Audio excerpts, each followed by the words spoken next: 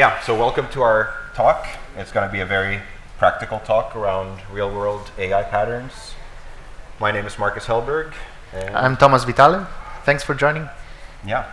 So, like it says right here, my name is Marcus Hellberg. I work at a company called Vaadin, and what we do is we help Java developers build web applications, essentially. So I've been working within this intersection of web and Java for the past almost 20 years now. So I was counting that Java has its 30th birthday, and I have basically my 20th year of using Java professionally this year. So big year all around. Very recent Java champion, so that's cool. But also, I needed to get a more accomplished speaker to join me with here. So look at all of these merits here. Yeah, I'm Thomas Vitale. I work as a software engineer in a Danish software company called Systematic. Really passionate about anything Java and cloud native related. Wrote a book a couple of years ago about this subject, and now I'm embarked on a new journey, working on a new book, Developer Experience on Kubernetes, with my friend Mauricio Salatino over there. But yeah, let's talk about Spring AI and Vaadin. Yes. So definitely the focus of our talk today will be on the AI part, the Spring AI. We're using Vaadin really just as a UI layer so that we have something fun that we can interact with. So instead of us spending a whole lot of time in slides, I think we're gonna just jump into code and see how all of this works. So we did a quick poll earlier, but how many of you have used Spring AI before in this room? Okay, so that's a third maybe? A quarter? Yeah. Good. Good number. Hopefully we can show the rest of you some things here. So we are going to be in a project here, and we're going to share the GitHub link later on, so you can find this and you can play around with it on your own. But really, if we look at what this is, it's a Spring Boot project, because we are at Spring I/O, so check. We're using Spring AI 1.00 that just came out. Just went GA, yeah. Yeah, and you were a big contributor to that. So a lot of the stuff that we're doing here is actually thanks to Thomas. Yeah, it was a very fun journey, yeah. Yeah, and we're using Vaadin. So there are a couple of things that we've added. We're going to be working with OpenAI today, but because of how Spring AI works, it essentially gives us a nice abstraction over the underlying models, giving us a similar way to interact with different models. So we can start with one and switch it out for a different one later on if we need to, right? Yeah. We're going to look at MCP a little bit, look at RAG a little bit, and maybe you want to mention some of these Arconia dependencies that you... Yeah, we set up, in order to get a nice developer experience, we're using a project that I created recently called Arconia in order to get all the dev services we need to run the application. We have a PostgreSQL database, we have an OpenTelemetry backend. If you're running AI locally, you can have Llama. It's all out of the box, no code, no configuration, you just run your application normally. And we have OpenTelemetry fully integrated, because observability is a big part of working with AI to understand everything that is going on under the hood. Yeah, so with that, I mean, we were able to keep the amount of actual boilerplate to a minimum. So really the only thing that we've defined here really of any kind of importance is, first of all, our API key. That's always very important. Like Josh said, don't leak it. Use environment variables. We're going to be working with GPT-4.1. Yeah. Good multimodal model that we can use for all the examples that we have here. We have an embedding model that's going to be relevant for you, and then we're going to perhaps generate a little bit more tokens at one point, so we have maybe increased that. Anyway, so for those who are not familiar with Vaadin, this is what a Vaadin view looks like. So Vaadin is a way for you to build a web application entirely in Java if you so choose. So everything in Vaadin is a component, and you can put components into layouts. So in this case, we're starting with a vertical layout. We're saying that this is going to be mapped to the context root. It's going to be exposed in the menu. And within here, we essentially have a list of messages, a message list component, and a message input. So that looks like this. What's interesting, though, is Spring AI, of course, that's why we're here. So we're injecting a chat client builder into the constructor here. So every Vaadin view is a Spring Bean that you can inject things into, just like any other bean that you've been into. And we're going to start with the very basics. So we're just going to call builder.build with nothing else. And that's going to allow us to just interact with this model. So what I've added is a listener for whenever we submit a new message. When that happens, we're going to do a couple of things. So first of all, we're going to get the message from the event. We're going to add a message list item with that message so we can see what we just wrote. Then we're going to call the chat client. So we're going to say that hey, LLM, we want to prompt you. Here's the user message. Here's the message coming from the user. Let's do a blocking call and get the content from there. So that's going to give us a string with the response. And then when that comes in, we're going to add another item with the response. So that looks something like this. So we write, it takes a while, and then it responds. And it's all in Java, so we didn't write any line of JavaScript here, thanks to Vaadin. Yeah, and one of the things to note here is that when we're interacting with an LLM, that LLM is stateless. It doesn't remember anything. Like every interaction, every request that we send is an entirely new world to it. It doesn't know. So if I were to say like, so let's see if this works. Hey, my name is Marcus. So I'm going to say, let's see what's going on here. So I'm going to say, hey, my name is Marcus. And then I can ask, well, this turned out to be really annoying. What's my name? So I gave it some information, my name, and then I tried to ask it to recall this information, and it's saying, I don't know your name. You haven't told me yet. Liar. So, yeah. I mean, to us it looks like it's a liar, but because this is, every request is a new world, we need to somehow give it that context. So the way we can do that is by adding something called an advisor, a message chat memory advisor. Do you want to explain advisors while I'm typing this? Yes, so you can think of advisors like interceptors. So whenever we call the model, before actually sending the request, we can perform different operations, and today we'll see a bunch of them. The first one is to introduce memory.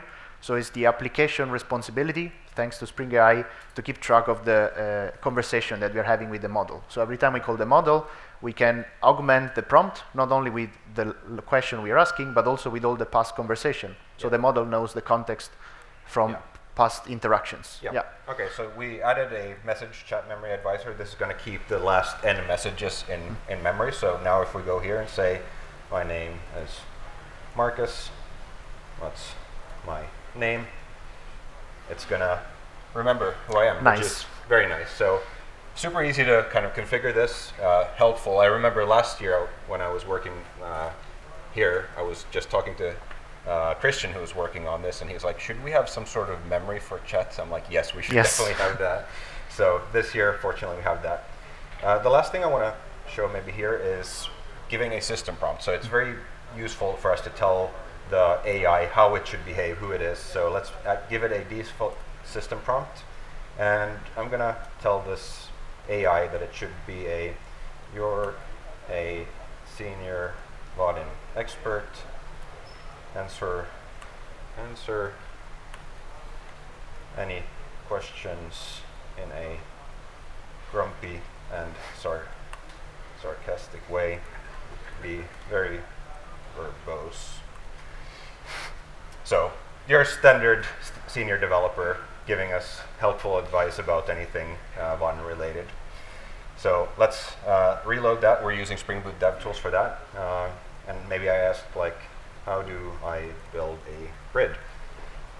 So this is going to do two things. It's going to hopefully show that it's following those instructions, but also you can see there's this long progress bar just kind of showing like it's getting stuck somewhere. It's not the greatest of user experiences. So if you ever use ChatGPT or anything, you know that it's kind of streaming those responses. So let's take a quick look at how we might do that, and Thomas, maybe you can give us some insights into when you might not want to do that. Yeah, in Spring AI we have all these model abstractions that support both blocking interactions. So just what happened now, you ask a question, you get back the response after the full response has been built. You can also stream back. Right now, Spring AI supports streaming through reactive. So even if you're using a Spring imperative application with Spring Web, remember to add the Spring Web Flux dependency because it's based on the Reactor stack. And when we introduce streaming, now we can combine the streaming capabilities of Spring AI with Vaadin support for streaming. So just like when you use ChatGPT or Mistral Le Chat, you get the answer token by token. So as it's being generated, basically, you get back some text. So what Marcus is doing now is changing the chat client from a standard imperative call to a stream, right? Right. So now instead of call, we're calling stream, and then we subscribe to the stream of tokens that are coming in.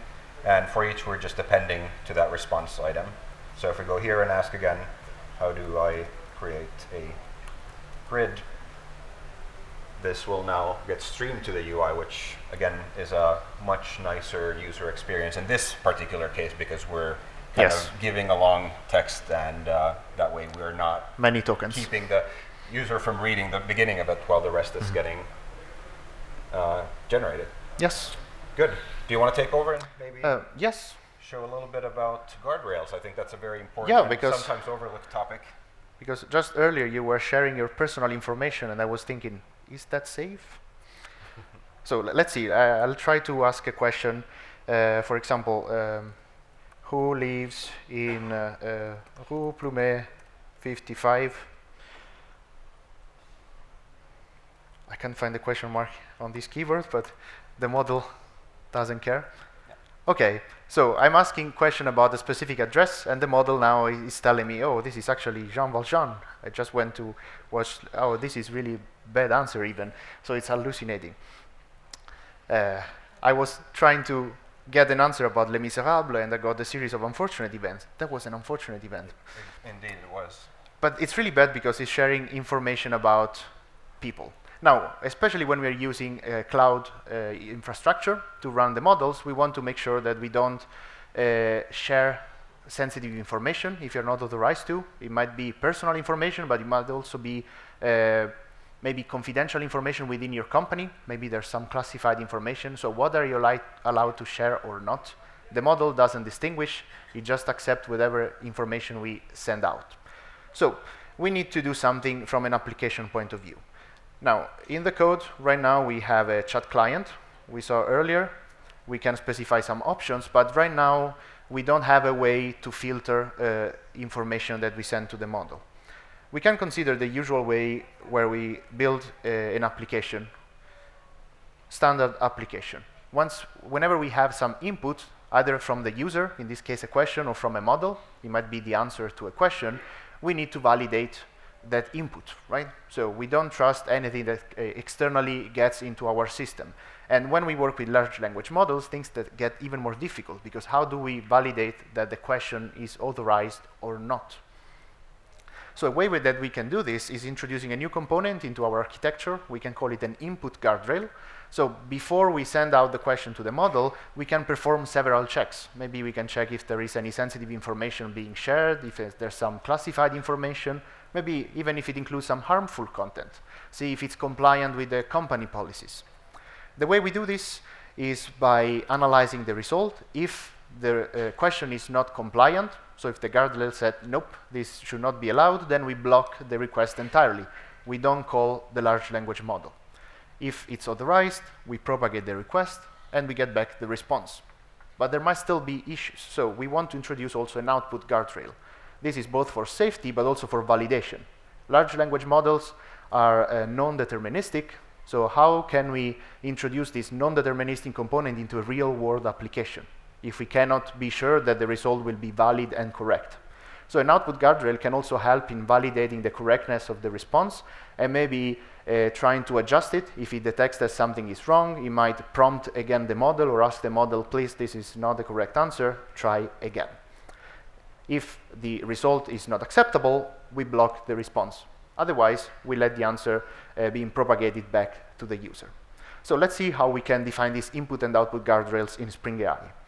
We saw the building blocks already, because using advisors, we can intercept the request both before we send it to the model, but also after we get the response. So let me add a default advisor. And Thomas actually does know how to type. We're on my computer, which has a different Yes. keyboard layout than he's normally used to. So Trust me. even though it looks like he's just learning to type today, it's not the case. Okay, so what's happening here? I have defined, oh, the auto completion doesn't help. Where is the parenthesis? There it is. Found it. Yeah, see? Yes. I can learn. Yeah. Okay, so we need to specify a chat client here. Now, the point is, I don't have a programmatic way to know if an input is correct. So I'm going to use a chat language model for that. And you want to do this using a model that runs on premises, locally on your machine or in your infrastructure. That's because if we use a model in the cloud, it might not actually help, right? So we have a builder. We want to clone it to use it in this other scenario. All right, so we have an advisor. It's called Sensitive Data Input Guardrail Advisor. Wow, that's a long name. But let's have a look. This is something I have defined using this advisor API. The advisor API lets us intercept the chat client request. So we can extract any information from the request and perform some validation. In this case, I'm asking a model to please check if there's any sensitive information protected by GDPR inside the question. So you're sending the sensitive information to an external model to check if you should send it to an external model? Exactly. That makes good. perfect sense. Yeah. But as I said, you want to do this locally on Llama or on premises, right? Yeah. We want to make sure of that. So if it's allowed, I just call the next advisor in the chain, because we have all these concatenated steps before we call the model. So you can have multiple guardrails. But if it's denied, then we just get the response, computer says no. So let's test it. So we have the advisor. I think it's reloaded. Yeah, let's just make sure we build since we're using. Yeah, from here. Yeah, so and F9. Yes, thank you. All right, let's try again. So let's try with something that could actually seem a normal question, like I have just applied for a job. I need to send a professional bio about myself. Help me generate one, because I'm very lazy. You know, I'm a programmer. I'm Moss. I work in IT support. My phone number is 0118-999-8819-9199-7353. Who got the reference? Computer says no. Yeah. All that effort for typing. Yeah. Okay, the guardrail is working. So now if I try to write something with the phone number or an address like I did before, we get rejected. Perfect. Now, this is all good. It's really important for real-world application, but so far we've been chatting a lot with the model. I think we can do something a little bit more interesting, right? Well, I'm not really sure interesting as much as just one thing that I like to highlight to people as we're talking about AI is that it's very easy for people to get stuck in the mindset that AI is equal to this chat interface that we've just been using. And really, in order for you to get the maximum value out of a chat interface requires the user to be good at prompting. They need to give the model some good instructions on what they want to do. And at Vaadin, at least, we're working with enterprise clients, and the people are not necessarily the most technical people who know how to write good prompts for stuff. So I just wanted to kind of highlight the fact that we can also, as engineers, be the ones who provide these good prompts, and we hide them behind buttons or just predefined actions. So in this case, let's see how we could analyze a sprint planning note document. So somebody transcribed all the notes from our sprint planning meeting, and let's just say that, hey, we want to summarize these.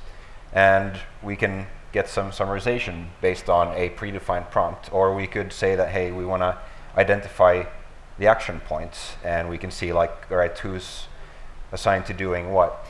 So again, these are not in themselves very exciting things maybe, but really the interesting thing here is to highlight the fact that we as developers can do the heavy lifting of prompt engineering and come up with good prompts that reliably give good results based on on the given input. So in this case, I just have two different system messages that I toggle between. So I've prompt engineered these like awesome system messages here, and when a message comes in, we can then ask the model to either summarize or use the action point detection system message to then get the relevant information from there. So really, the idea here is not that this is a mind-blowing idea, but that you can use AI also behind kind of just some predefined actions. Very similar to that is sentiment analysis. So let's say we have a pizzeria and we get lots of feedback. Maybe we want to just quickly analyze that because we don't have time to necessarily answer to every single person. So we could, behind a button click, again, we could use that button to trigger an AI to look into each one of these and see if they're positive or negative. And Lisa did not clearly have a good time, so we could also use the AI to pre-generate a response so that our customer service team could be somehow kind of sympathetical towards Lisa's poor pizza experience. So again, if we take a look at how this is implemented, it's quite straightforward. And I'm hoping that as we're going through these examples, you're starting to see patterns. We're doing the same thing more or less over and over again. So we're just using a chat client builder. And what's interesting here, maybe something we haven't looked at before, is that we're using templates too. So in this case, I create a little template with a placeholder for the review, and I say like, hey, analyze the sentiment of this. And actually, I want it as a sentiment response. So I've defined a record here that specifies the exact shape of what I want back, because we're in a Java application. It's much easier for me to deal with a Java enum than it is with just a plain string that I need to do something with. And you're going to get back to this in a little bit, so I'm not going to get too deep in there. So again, I was able to pre-bake this behind a button, and again, I could also, as the developer, define the tone of voice and how it should behave as it's generating this kind of predefined response to the user. So again, this way the customer service representative does not need to know how to craft the perfect prompt for getting that, nor do they need to, because they're literally doing the same thing over and over. So you might as well like put that into our application and help them through that. Good. I think we need to talk about RAG, because it's all the rage, and I've heard that you actually wrote this. Yeah, so I think so far we've been identifying two main patterns, I guess. So we have the main pattern where we expose directly a chatbot interface, so the end user directly interacts with these large language models via a chat interface. And then we saw the other pattern where the chat interactions happen in the background. So for us developers, that's our responsibility to do that under the hood, and then the user experience and the user interface in particular will not expose this chat functionality directly. So we can bake all those system prompts and instructions in order to enhance the user experience when using the application. But up to this point, we've been working with information that the model already knew about, because each model is trained on a certain data set, but information that are not part of that data set, the model doesn't know. For example, current events, the model doesn't know. Let's see, for example, if I ask, when is Spring AI 2025 taking place?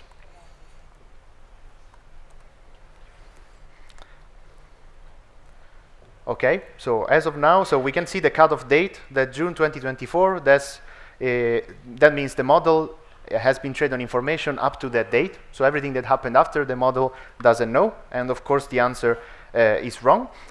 It doesn't know. So how can we fix that? We need to go back to our example. And again, it's all built on top of that chat client functionality that we saw up to this point. So I have a chat client builder. I build a new chat client. And in the previous example, I showed guardrails, where we intercept the request and we perform some operation. So maybe I can use it in order to pass some of this extra information the model doesn't know as part of the prompt, because otherwise I would have to go to the Spring IO website, copy the entire website, and pass it to the model. And again, I'm lazy. I don't want to do it every time.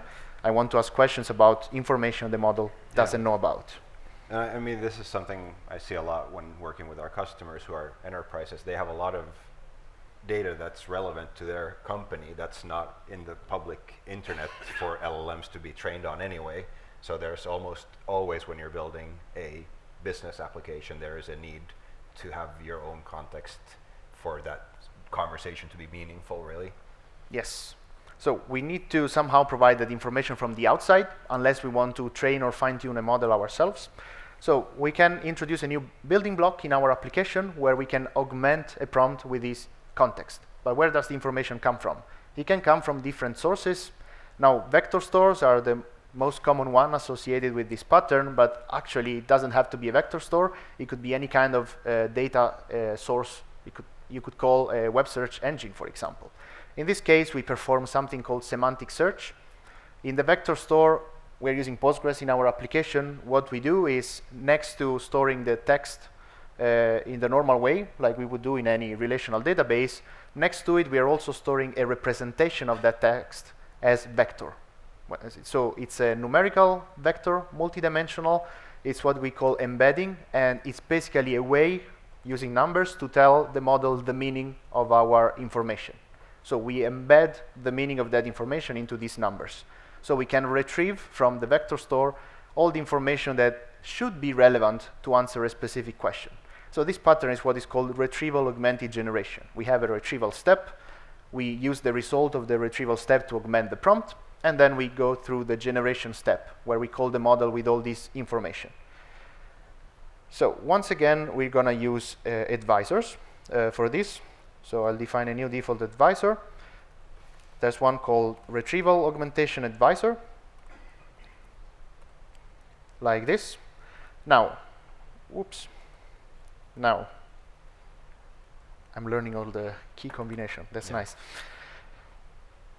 So what do we need to do? Well, first of all, we have to identify the data source. We are using PostgreSQL. We have some data in there. So we can define a document retriever. Document is the API used in Spring AI to identify any kind of data. So it could be images, audio, videos, or just text information. And since I'm using a vector store, I'm going to use the vector store document retriever, like this. Now, because it retrieves documents from the vector store, I need to specify a vector store, and I can use a different API from Spring AI called the vector store. So a vector store is an abstraction on top of any kind of data store that supports vectors. In this case, we're using Postgres, but you can switch it with any kind of database that also has support for vectors without changing anything in the code. I think that's enough for now. So it was F9? F9. Yes. So we're using Spring Boot DevTools that reloads the application, so I don't have to restart it every time I make a change. And let's look at the application. We are in the right place. OK. So now I can ask again a question. Maybe I can ask questions about RAG. So Spring AI is a really recent project. It just went GA 2 days ago. So if I ask a question about Spring AI, it would probably tell me something wrong. So what I'm going to do is adding as a context a PDF file that includes the Spring AI documentation. So that PDF is translated into embeddings and stored in PostgreSQL as vectors. And now I can ask the question, how can I retrieve data from a vector store in Spring AI? And let's see. I love how meta this example is. All right. So we actually got the correct answer. So it's using the vector store document retriever I just used, and it's also providing some hints of how we can customize it further. We are performing similarity search. So it means that we are looking at all these vectors. You can imagine all these vectors in a multidimensional space. The closer these vectors are to each other, the closer they are in meaning. So we can draw some kind of a sphere around all these vectors to identify up to which point we can identify vectors as similar. That's the threshold point here. And we can also specify how many results we want to get back. Yeah. All right. Now, if I try asking a different question, maybe I ask, I don't know, so What is Vaadin? Let's try with that. Hey, you found the question mark. Nice. Yes, I found it. Now it's telling me that it doesn't know. So why is that happening? It should know, right? It should. I'm sorry. So the point is that this retrieval augmentation advisor is built to ensure as much stability as possible and being not offering like too many surprises. I mean, we already have so many surprises when working with large language models.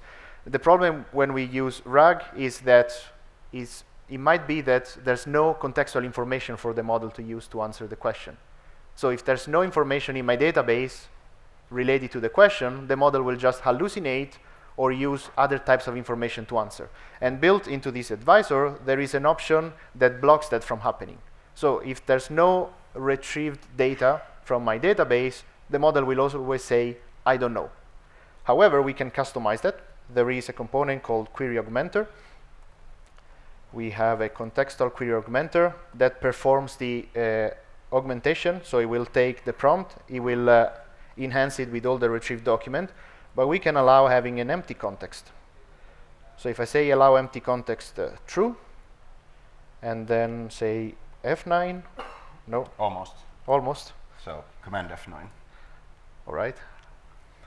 So what happens now is that I am allowing this chat client to answer any kind of question. It will start by using RAG. So if it can find concrete information I have provided from my own data, it will use it to answer the question. Otherwise, it will fall back to all the information he already knows from the past interaction. So if I try again and saying, what is Vaadin? Now I expect to get a right answer, or maybe not.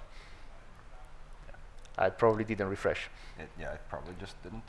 Yeah, but it's fine. We can move on because we have been working a lot with text, but as you hinted before, we rarely work with unstructured text in our Spring application, or in any kind of application really, because models always return some unstructured text. So we can use them as string into our application, but that's not really great. We need something that we can adopt programmatically in order to build meaningful application. So let's go here and talk a bit about multimodality. When we ask a question, we are not limited to use text. We can pass an image, we can pass some audio or video, and at the same time, we need to provide some instructions for the model to properly understand all this text and also to properly return a response. Because if I want to get back an image, or maybe I want to return a text that I can use into my Java application as an enumeration, like you did before, we need to provide those instructions. And Spring AI does that out of the box. So I don't have to specify them myself. Spring AI will take care of providing all these format instructions for the model and also in converting from simple unstructured text into a Java object. That's what we call structured outputs. So let's see both of these things. We have an example in our application where we can upload an image, and we want to ask the model to extract information from this image and return it into a structured format. So let's first see how it works. I can show the image. So you can see there are lots of different information with names, company email, and email address and t-shirt size. I want to use this information programmatically so I can deliver a t-shirt to each of these people. So first I need to extract this information into a text format, and I'm using an LLM for that, but I also want to get it back in a structured format. You can see I'm showing it in a table. So I need two ingredients for doing this. First of all, I need to pass the image data, and I can do it in the prompt. You can see from here the user message includes both text with instruction, and I pass an image. You could pass audio, you could pass any kind of document really. And then at the end, I use this method .entity with a Java class, so that under the hood, Spring AI will augment my prompt with instructions for the model on how to return an answer that can be parsed into a Java object. It typically uses JSON, so it's using JSON under the hood to perform all of that. And since models are non-deterministic, sometimes that fails. You might have experienced that. That's why I introduced an output guardrail. This output guardrail is not for security reasons or privacy, but it makes sure that the output from the model is properly deserializable into a Java object. If not, it will try to reprompt the model to fix the error. All right. I think that was it for now for structured outputs and images. I think we can do. Yeah. We can go a step further with more dynamic behavior, and right? I think we need to keep going. We started a bit late, but we're going to finish everything that we set out to do. Yes, we have time. We have time indeed. So the next thing that we're going to take a look at is tools, agents, MCP, all the keywords, buzzwords you were hearing about there. So really, so far we've talked about just calling the LLM and interacting with whatever it has been trained on. We've talked about augmenting the context through RAG. But let's take a look at how can we give it tools so it can actually start performing things for us. That's really, I think, where things get really interesting. So by using tool calling, we can actually allow the LLM to call some tool that we provide it. So this might be, for instance, getting some data from our database, maybe, so that it can answer things about products, maybe, that we have in our database. And then it can use that information in its response. So really, what this looks like is that when the question goes out, or when a user types in a question, we add to that outgoing message to the LLM, like, by the way, you have these following tools that you can use if you need to. So if I said, like, hey, which is the most expensive product in my database, it has a tool that it can call to actually fetch things from my database and then answer based on the information from there.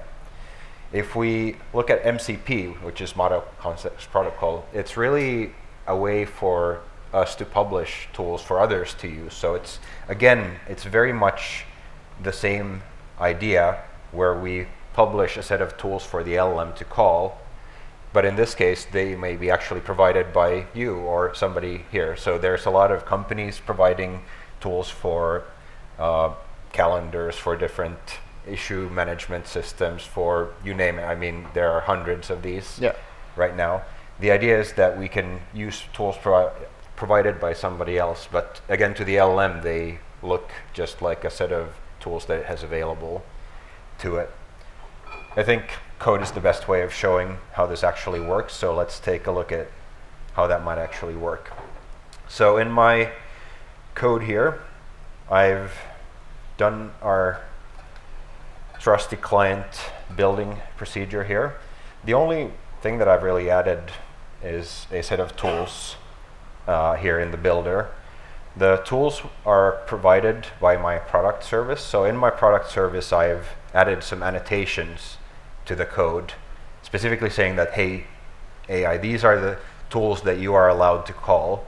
These are sort of like mini prompts within the bigger prompt, where we give it some context into, like, what is the purpose of this method?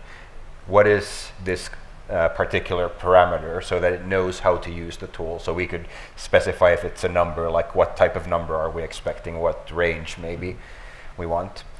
But by annotating these methods and passing them in as tools, we should be able to then interact with our database, which is pretty cool. So if we make this bigger, I have sort of a simulated live view into my database. So I could ask something like, what's the most expensive product we have? What happens now is that the LLM, of course, has not been trained on our database, so it doesn't know what the most expensive product is, but it sees, like, there's a tool that I can use to query things from the database, so let's do that first, and then I can see which one is the most expensive. So then it says, it's the Laptop Pro 15. So maybe we can say, like, well, that's expensive. Rename it to Laptop Pro 1.5K dollars, something like that. So now we're asking it to actually go and modify things in our database. Probably a really good idea all around. Yeah, that's super safe. Yeah, but just to show that it did actually do that, I think one thing to keep in mind is that anything you expose to the LLM, treat that as a external facing service, do all the checks in Java, like make sure that whoever is doing it is allowed to do it, that whatever values are passed in are actually good values.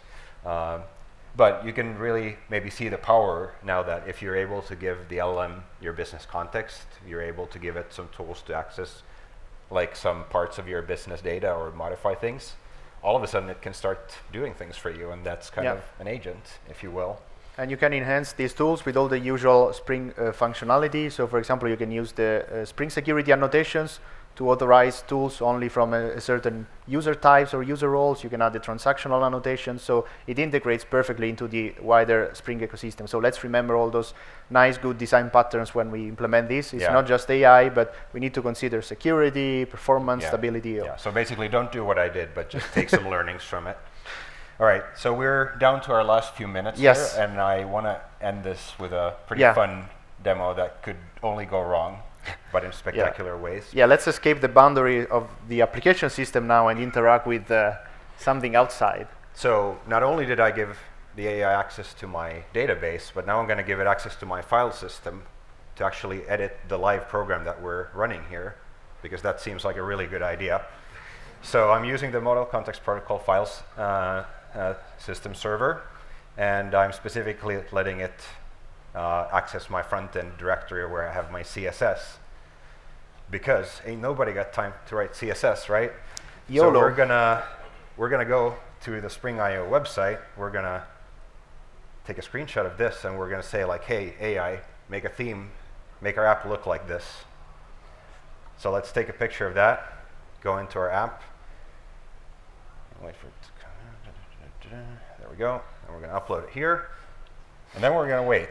Yes. So this actually takes a while for it to process the image. While it's doing that, maybe we can look at what's happening behind the scenes. So I've given it's still tools, right? Yeah, that we are using. Still tools. I've given it a much more elaborate system prompt that explains how to use the different parameters that we have available for theming Vaadin applications. So those are given in here as the default system prompt. Pro tip, you can just use a value to inject the resource. So if you have a more elaborate system prompt, you can just use, again, common Spring ways of doing things.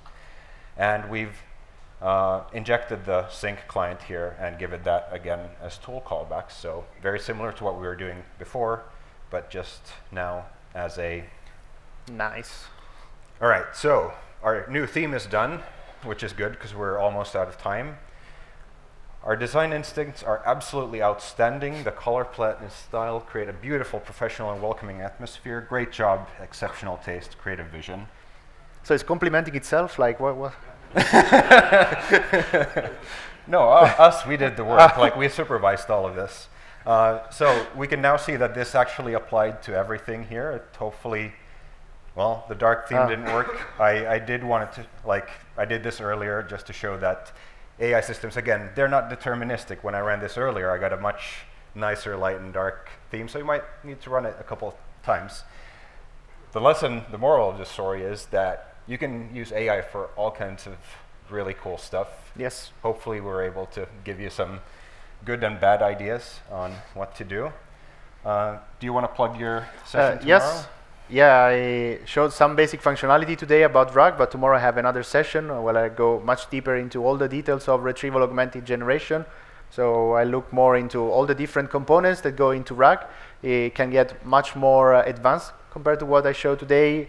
Also, when we introduce tools and agents as part of RAG. So if you're interested, see you tomorrow. We'll also look a bit into observability with Spring AI. Yeah. And that's at 15:30. 15:30 tomorrow, this same room, I believe. Yeah. Good. Yeah. Thank you. Thank you.